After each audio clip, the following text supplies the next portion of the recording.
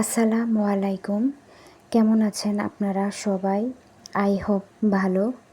আমিও আল্লাহর রহমতে ভালো আছি। চলে এলাম আবারও আপনাদের সাথে শেয়ার করার জন্য, আমার রেগুলার একটি রান্নার ভিডিও শেয়ার করার জন্য।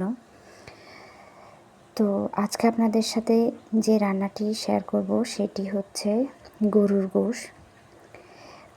প্রথমে আমি একটি বাটিতে 1 কেজি পরিমাণ গরুর গোশ দিয়ে দিলাম। তার উপরে দিয়ে দিলাম বেশ কিছুটা পেঁয়াজ কুচি।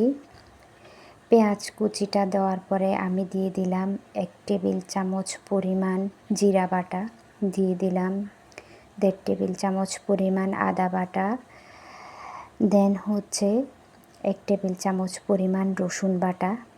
এরপর আমি দিয়ে দিলাম আস্ত গরম মশলা, যত ধরনের মাংসের সাথে প্রয়োজন। দিয়ে দিলাম আমি মরিচ গুঁড়ো এবং হলুদ গুঁড়ো। এগুলো দেওয়ার পরে আমি মাংসটার সাথে দিয়ে দিলাম বেশ কিছুটা সরিষার তেল। সরিষার তেলটা দেওয়ার পরে আমি হাতে ভালোভাবে মাংসটাকে এপিট ওপিট করে আপনাদের হচ্ছে গিয়ে মিক্স করে পেলি ভালোভাবে মাখিয়ে মাংসটাকে আমি দিয়ে দিলাম মাটির একটি কড়াইয়ে। মাটির কড়াইয়ে দেওয়ার পরে আমি কড়াইটি বসিয়ে দিলাম চুলায়, ঢাকনা সহ দিলাম যেন মাংসের গায়ে থেকে পানি বের হয়ে আসে। দেখতেই পাচ্ছেন মাংসটা চুলায় রেখে কিছুক্ষণ অপেক্ষা করার পরে ঢাকনাটা তুলেই দেখতে পাচ্ছি মাংসের গায়ে থেকে বেশ কিছুটা পানি বের হয়ে গেছে।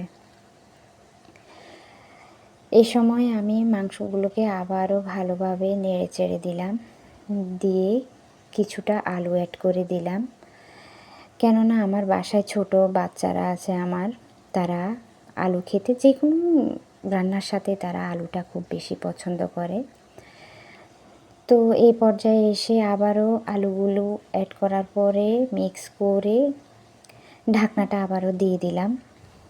আবারও কিছুক্ষণ মাংসগুলোকে কষিয়ে নেব। কষানোর পরে এবার আবারও মাংসগুলোকে ভালোভাবে এপিট ওপিট করে মিক্স করে নিচ্ছি যেন মশলাগুলো নিচে না পুড়ে যায়। এখন আমি এরই মধ্যে দিয়ে দিলাম ফুটন্ত গরম পানি। গরম পানিটা দিয়ে আবারও ঢাকনা দিয়ে ঢেকে দিলাম। সেটা অফ ক্যামেরায় করেছিলাম, দেখানো হয়নি।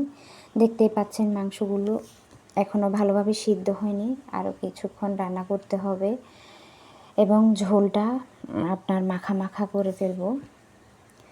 তো আপনাদের যদি আমার রান্নাটা ভালো লেগে থাকে তাহলে প্রিয়জনদের সাথে শেয়ার করে রাখবেন যেন প্রয়োজনের সময় ওখান থেকে দেখে নিতে পারেন খুব সহজেই। এবং চ্যানেলটিতে যদি নতুন হন আমার, অবশ্যই আমার চ্যানেলটিকে সাবস্ক্রাইব করবেন, পাশে থাকবেন, দোয়ায় রাখবেন আমাকে। আমিও আপনাদের সবার জন্য দোয়া করি। আবারও আপনাদের সাথে নতুন কোনো ভিডিও নিয়ে হাজির হব। আসসালামু আলাইকুম।